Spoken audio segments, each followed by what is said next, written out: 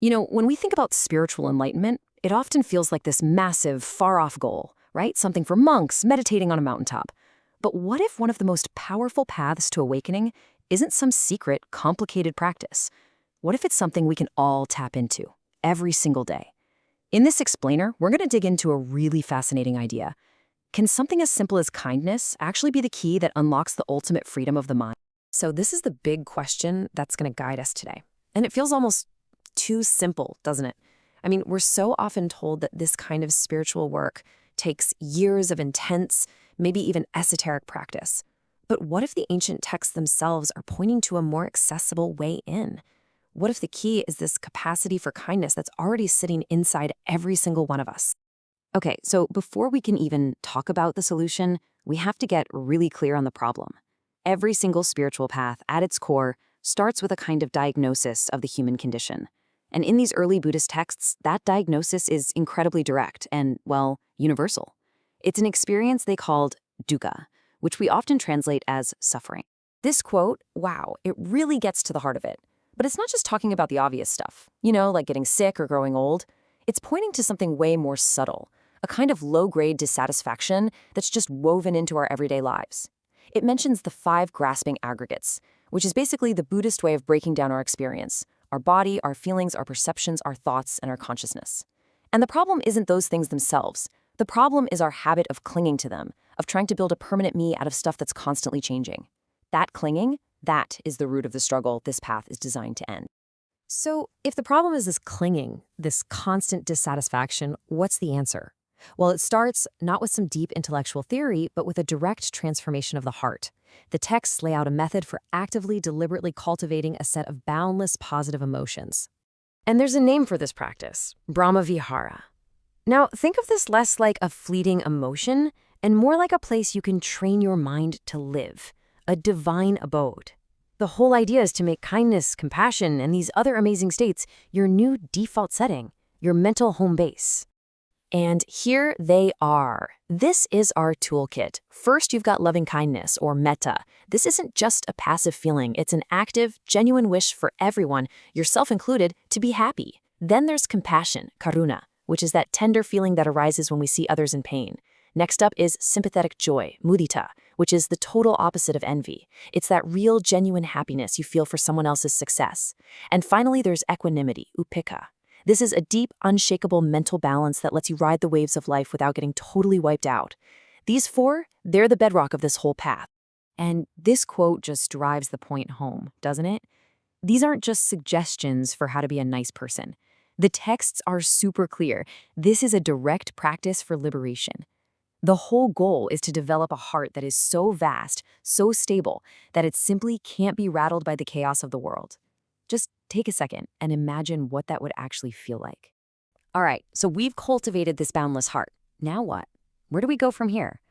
Well, this is where the path takes a really interesting turn, from the emotional to the deeply meditative. A heart that's full of this kind of kindness becomes the perfect launchpad for some of the most profound states of consciousness these texts describe. And that brings us to the jhanas. Now, these aren't some kind of mystical trance. They're described as very deep but very natural states of concentration that just naturally happen when the mind gets quiet and pure enough. And they are said to be filled with an incredible sense of bliss and clarity. Think of it like a journey deeper and deeper into stillness. Getting into the first jhana is like walking into a quiet library after being on a noisy city street. There's this immediate sense of joy and relief just from being free of all that mental noise. But then, as you sit in that quiet, your mind settles even more. The subtle background chatter, the thinking, it all starts to fade. And that's when you enter the second jhana. This is a state of deep, unified awareness and bliss that doesn't come from getting away from anything, but from a mind that is just completely, totally at peace. I mean, how beautiful is that? The texts use this incredible image to describe the second jhana.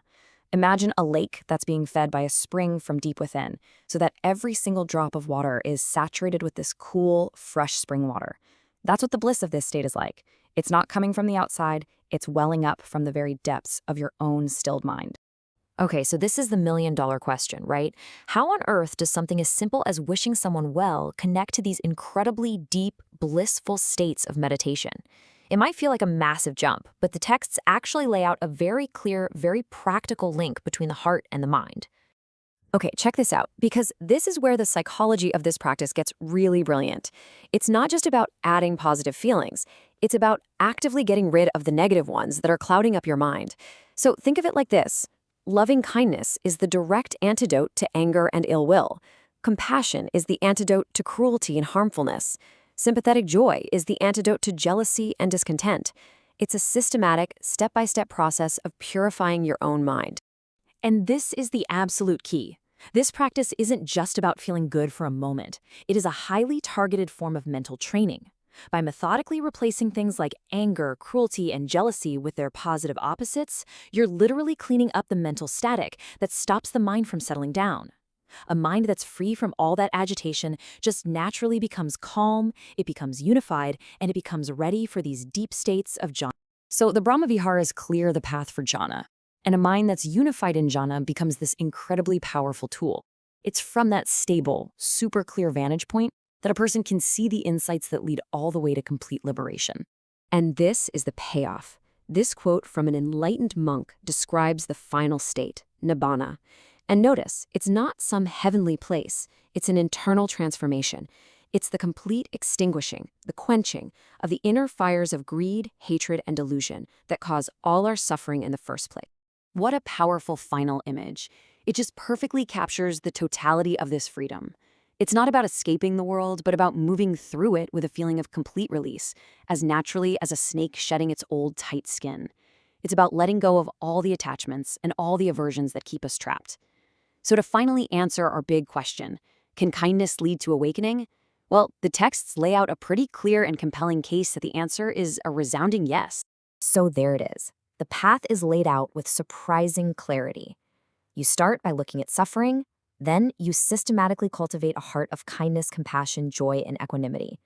This purifies the mind, which lets it settle into deep states of peace and clarity. And from there, you can see reality as it truly is. The map isn't a secret, it's right here. The only question left is the one we each have to answer for ourselves. What's stopping us from taking that first step?